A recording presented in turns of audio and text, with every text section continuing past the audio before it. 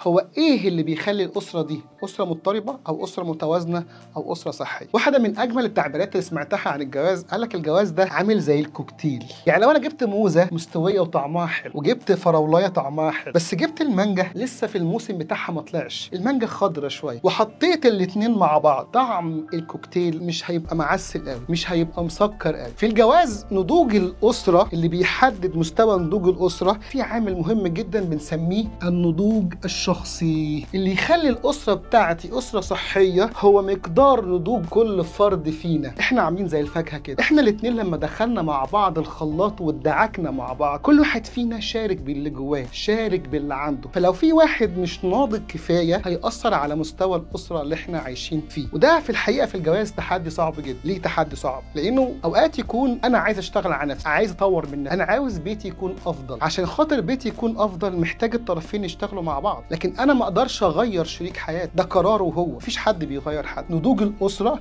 معتمد علينا إحنا الاتنين، لأن ده تصميم الله في الجواز. الله لما خلق الجواز خلقه إنه يكون مبني على معادلة بنسميها وين وين سيتويشن. إحنا في حياة شراكة مع بعضين. العلاقة عشان تكسب محتاج الطرفين هما الاتنين يكونوا كسبانين. لما يكون طرف كسبان والطرف التاني خسران العلاقة تخسر. يعني عشان خاطر أسرتنا تعيش أسرة صحية محتاج كل واحد فينا إن يشتغل على نفسه، لأنه في أغلب المشاكل الزوجية اللي بنشوفها إن لما يحصل مشكلة كل واحد بيكون عاود يشاور إن المشكلة عند الطرف التاني. أنا ما عنديش مشكلة، المشكلة فين؟ المشكلة عند الطرف التاني. عشان كده واحدة من الحاجات اللي بيعملها الجواز إن هو بيساعدني إني أكتشف مقدار نضوجي النفسي والروحي. الجواز أو العلاقات بشكل عام هو مقياس مهم أقدر أشوف من خلاله معدن الشخصية بتاعي، بالأخص كمان في العلاقات الحميمية. العلاقات الحميمية من أصعب الامتحانات لأنه بيساعدني أشوف عن نفسي اللي معرفوش. جوه البيت إحنا قاعدين بهدوم البيت، مش بنتجمل، مش بنلبس ماسكات، إحنا على طبيعتنا، فبالتالي مقدار الاكتشافات اللي بعرفه عني بيكون كبير، ومقدار الاكتشاف اللي بشوفه عن شريك حياتي كمان اللي معرفوش عنه بيكون كبير. عارفين الأحجار الكريمة عشان أقدر أعمل منه خاتم شكله حلو بحتاج إني أهذب شكل الحجر ده، أشيل البروز اللي فيه، وده اللي بيحصل على المستوى النفسي في العلاقات. أوقات كتيرة بيكون عندنا عيوب،